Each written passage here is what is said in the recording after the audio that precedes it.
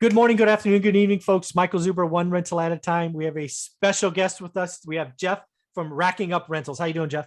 I'm doing awesome. Thanks so much for having me. Absolutely. So we have a mutual friend, Dion from Dion Talk, strikes again, makes an introduction. So shout out Dion. He's actually on his road trip with his two brothers.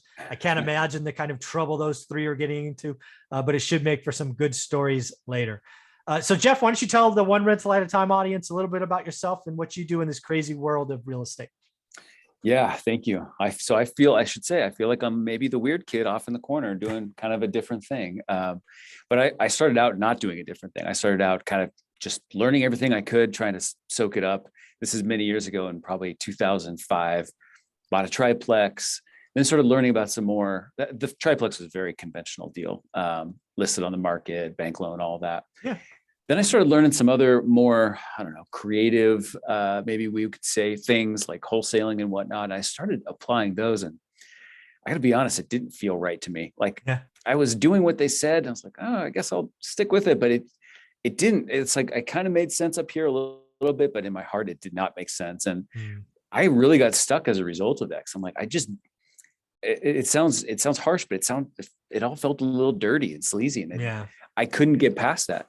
So I had this whole journey of like several years of kind of like sitting on the sidelines and thinking like, there's got to be a way to do some stuff in a creative and entrepreneurial manner that doesn't make me feel like I'm being inauthentic to myself. Then after a while, I kind of got it figured out. And so I've been a full-time real estate investor or entrepreneur, as I would say, since 2013 now. And so we did it part-time for a while before that. And now I'm kind of spreading the message of my unique way of doing things, which is pretty much about buying properties off market, often with seller financing, but being really relationship oriented, like being good sitting in living rooms, basically. Yeah. I think let's just have this conversation, right? So wholesaling is an industry that has taken off, because of social media. Lots of people out there have made lots of money, and now there are systems and programs and teaching and mentoring and all, and people are seeing it. That, to me, my opinion, people are attracted to wholesaling because they see it as a way to make a lot of money without any of their money. Right. My opinion only. I think that's what attracts them. Yeah. They see the big checks. They see all those things. But you're right. A lot of that, right? I mean, I remember reading one time, this is years ago, somebody was celebrating, essentially stealing a home from somebody's grandmother for half of what it was. And they were gloating. And so I totally get what you mean by just feeling icky. Yeah. I mean, I guess that's okay. If you could sleep at night doing that, who am I to say? But you would not see me doing that. So I get it. Yeah, absolutely. And I think, if we look at wholesaling as what it is, you go out, you find opportunities, you negotiate it, and then you pass the opportunity nicely to somebody who's going to take advantage of it. I think intrinsically there's nothing, I think that's great. I think that's a valuable service, but it's a lot of the actual kind of tactics and stuff that like the way people do it, that it's never really resonated very well with me. So I really had to kind of get around that. Yeah. And let me be clear. I'm not talking down on wholesalers. And again, I think, I don't know what it is. 5% of the people out there are horrible actors doing what I consider dirty things, but that's still 5%. But that said, I work with wholesalers all the time. I actually have an office in Fresno called The Hub, where 4 people are wholesalers in there doing the right things. Yeah. Again, there is a right way to do it. You are helping people. There are people in situations, Jeff, that can't sell their house on the MLS. It's not clean. There's other issues. Maybe it's no margin. They can't pay a realtor. There are lots of great wholesaling is a valid business. Yeah. Just don't be that 5%, in my opinion, right? Yeah, absolutely. And then I love the fact that you have gone to the next level of having seller conversations and seller financing. I personally believe, especially the setup right now, right? Eviction moratorium over, higher taxes coming between September and December 31st. I expect personally to do a lot of seller finance deals because, again, I can go to a seller that's owned the house for 20 plus years, probably free and clear, probably depreciated to zero, and go, hey, why don't I give you some monthly payments for the next 10 years? I'll give you a little bit money now so you can, go on a cruise or whatever you want. And let's make this win-win. Yep. it's going to be amazing, right? People don't realize a lot of the people that have owned houses 20 years are not interested in paying 53% in taxes. Mhm. Yeah. Imagine that. Imagine Yeah. that. Yeah. Yeah, absolutely. I couldn't agree more. Yeah. So why don't you walk through a deal for us, just like one of your standard deals that you've done here recently, just to show the power of really honest communication. Yeah, absolutely. So I would say what I start with the end in mind, as they say. And I know that ideally, although I'm open to other things, I want to buy a property with seller financing off market so I can just sit in the living room and find something that works for everybody. Yeah. So I start with that end in mind, and I work backwards to kind of reverse engineer the whole thing. So you just mentioned exactly one of the key points is that a lot of seller financing is driven by capital gains tax concerns, right? Mm-hmm. So I ask myself the question, well, who's a good seller financing candidate? Probably someone with nasty capital gains tax bill. And so who's that? Well, they've owned it for a while. They've probably depreciated it down to nothing. They've owned it for a period of time that they've seen a lot of appreciation, and they've taken the depreciation, all that. And they're absentee owners for the most part, right? And so I simply get a list from my title company of absentee owners, people who've owned a property for 10 plus years, and in my little buy box, physical sandbox region, right? Types of properties I want to buy. And I actually will look at plexes and homes. So there's a little bit of variety in terms of my product type there, but very specific geographic boundaries within my market. Cool. And I send them a nice letter. It's dead simple. I send them a nice letter. And I say, my name is Jeff. I'm writing to you because I'd love to buy a property like this one that I see you own. If ever you would consider selling that property, would you give me a call? Because I'd love to have that conversation with you. The letters doesn't say anything about like, I want to pay cash. I want to close next week. I want to take it as is. None of that. It's just like, I'm a normal guy. I'd like to talk with you if ever the time is right. Please give me a call. I want them to feel like it's very safe to call this Jeff guy back because he feels like my peer, not a home buyer, not a solution provider, but just like a dude like me. And we can have a nice, normal conversation. And it kind of goes from there. It's a very relationship oriented kind of approach. Yeah. That's starting off strong. People don't get this. So first off, this is a pet peeve of mine. Every wholesaler I know says they're marketing to sellers. Mm-hmm. You are not marketing to sellers. You are freaking marketing to owners, you morons. They're not sellers yet. They're owners first. So market to them in a letter that treats them like owners. Yeah. Hey, if you ever consider, and oh, by the way, I love the fact you don't bring up cash. Do you guys realize that lots of people at that point don't need cash? Exactly. Right? They're doing okay. Right? Cash could actually be a problem, right? Yeah. Getting a lump sum of cash their relatives could come say, give me some. Their kids can say, give me some. Cash could be a problem. Most of them keep their rentals, Jeff, because they want income. So transition the income from being a headaches of daily management to be the damn bank. Yep, exactly. Yep. I would say, I totally have an avatar. Although I didn't craft it this way.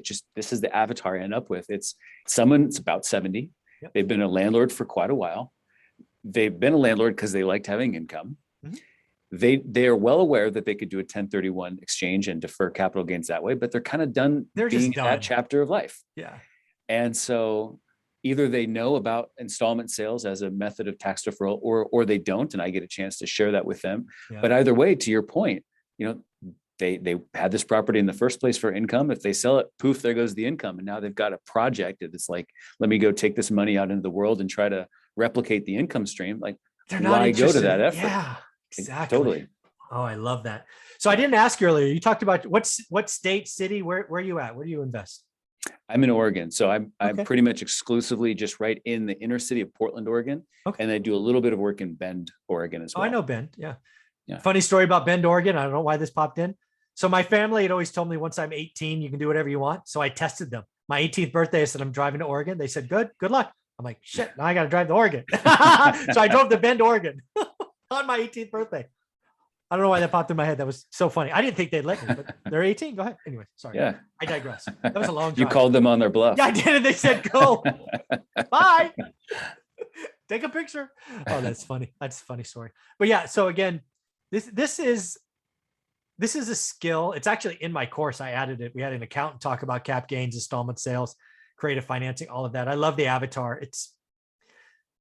I think every buying mechanism has its season, right? This always works, right? If you at any time you find it, but I think you are in such a unique spot because we are clearly going to have higher taxes next year, and are coming out of an event. I mean, I cannot imagine a better 4-month window, like to triple your marketing. Like it's time to go ham. Because again, you got to get in escrow probably by the 10th of December, right? Even if you're going to do these, right? Because it still takes time and you still have these holidays. So really you've got 3 months. So I'm guessing you're going to go nuts these next 3 months. It's a really great point. Yeah, it's a great point. And it's funny. I don't know if you experience this, but I all the time, because when I'm out in public, I'm sort of talking about seller financing. And of course, so many people go, but Jeff, don't you realize it's a seller's market? Sellers want cash. They don't want seller financing. I go, well, I understand why you would think that, but there's always people who want to defer capital gains. There are always people who don't really want to buy another property, especially because when it's a great time to sell property might not be a great time to buy one. There's that. There are always people who want an income stream without a new project to go find where it's coming from. There are always people who say, I could take the cash, but I don't really know what I'd do with it. It's a problem. And it's like to me, it's an evergreen thing. So the art is actually not, I like to say, we're not shopping for properties. We're shopping for people. We're shopping for a seller or a property owner in that situation where this particular type of idea might be relevant to them. Yeah. And again, I strongly encourage you to think owners, because again, if you're in this situation, your letter might be the thing that makes them a seller. Because right now they're like, screw it, I'm going to own it till I'm dead. It's my kid's problem. Yeah. But now you can go, hey, I can keep the income. I can reduce taxes. And oh, by the way, your kids don't want this anyway, right? Mm-hmm. I mean, there's so much. You're shopping for an owner who's in a situation, your avatar, as you said. Yeah. And so thinking of this, how many marketing pieces? I don't know. Do you count monthly, weekly? I don't know how people count these things. Yeah, I would say we probably send maybe on average like 300 to 400 a week, something like that. Yeah. So call it 500 a week. They're, I don't know, what are they? 60 cents a piece. So it's like $300. Am I doing that math right? $300 a week in marketing? Yeah. So we send ours are more about $1 a piece after kind of so it's a full letter and it's a full, like a real stamp, all that. Got it. So it's $1. Okay. So yeah. So $400 a week. That's not bad. Ish. Yeah, absolutely. And then I'm sure you track your hit rate or conversion or whatever you call. How many phone calls do you get? Let's go there. Yeah. So it's a really good question. And I do kind of track it, but I have a theory. Actually did a podcast episode on this recently, that what my definition of good marketing is hard to measure, and that is a good thing. So here's the quick explanation on that. Okay. I like to think that if you were sending a postcard that said, I want to buy your house, it's all cash as is, blah, blah, blah. Somebody gets that and they're like, that's either yes, that's for me or no. And then they just throw it away. There's no like residual value. Nobody goes, oh, what a nice glossy postcard from this something solution provider. I think I'll hold on to that. Let's put it on the fridge. Like nobody says that. But if you send them a nice letter that makes you feel like a real person who's a safe call, and the time isn't right for them, they will keep it. There's a residual value. That's the key of the letter. There. Yeah. They're going to put it in the drawer for the day when. Exactly. So I can send my 500 letters, for instance, and 2 weeks later say, well, how many calls did I get? But that wouldn't really be an accurate way of looking at it, because I know from my many years of experience doing this, I will get a call 2 months from now. I'll get a call 9 months from now. Exactly. And someone will say, the time wasn't right. I put your letter in a file folder and now I'm calling you. So I like to think of it. Here's my visual. It's like when you're doing this type of marketing, anyways, you're grabbing a handful of seeds and you're walking out into the dirt, you're sprinkling the seeds, and then you're going to water the seeds. And that some of those seeds are going to sprout fast. Some are never going to sprout at all. Some are going to sprout next month. Some are going to sprout around Christmas, whatever. And so it's hard to know exactly like when you do that measurement and say, here's how many calls I got. But I like the fact that there are two things I hear all the time, and I love both of these actually. The first one is people say, Jeff, I get mail about my property all the time. I've never called anybody back before. I'm not even sure exactly why I'm calling you back, but you just seem like a regular person. I like it. And then the second thing is, when they call, months or years later and say, I got your letter, I've just been holding on to it, and now it's the right time to talk. That's awesome. That's awesome. So I don't know how you work your business. Do you set a goal every year to add units or transactions, or how do you kind of measure how good the year's been? Yeah, that's a good question. I guess I'm fortunate, family situation. My wife works. I don't have to make like a big living necessarily every year. So I don't really focus too much on real specific goals like that. I feel more like opportunistic. So I want to always be able to buy the properties I want to buy to hold, but I'm also happy to do a flip or something like that when the deal kind of suggests that most to me. So I could have a year where I do a lot, which for me might be, 7 or 8 transactions. I'm not a high volume guy, and a slower year might be 2 or 3. But it could be like buying a nice long-term, like I bought a 4-plex this year, 0 cash flow right now, but it is a freaking gorgeous property in an amazing location. And I will be able to transform it over time. And like, it is the type of thing that sings to my heart that I want in my portfolio. Okay. Do a couple like lower end flips here and there, but I kind of like when the leads come to me, I process them and decide the best thing to do in the moment. Yeah. And if that results in 4 flips and 1 rental this year, so that's fine. If it results in 40 units of long-term hold and 0 flips next year, I'm okay with that too. That's awesome. That's a great place to be in. That is so awesome. How can people follow you, Jeff, be part of your world, see what's going on? Yeah, thank you. I have a Facebook group called Rental Portfolio Wealth Builders, and we talk a lot about this sort of off-market and seller financing oriented approach. And then I have a podcast, which you're going to be a guest on here any moment. We'll release that episode called Racking Up Rentals. Awesome. Do yourself a favor, folks. Follow Jeff. He's doing amazing things. And you've heard me say it on my channel many times. Seller financing is the skill. I think everything works all the time, but there's always a season. Dude, eviction moratorium over, higher taxes. We got a little window to go figure it out. Follow Jeff. And of course, it's in the course is a bonus section. Thank you very much, Jeff. This is a lot of fun. Thank you.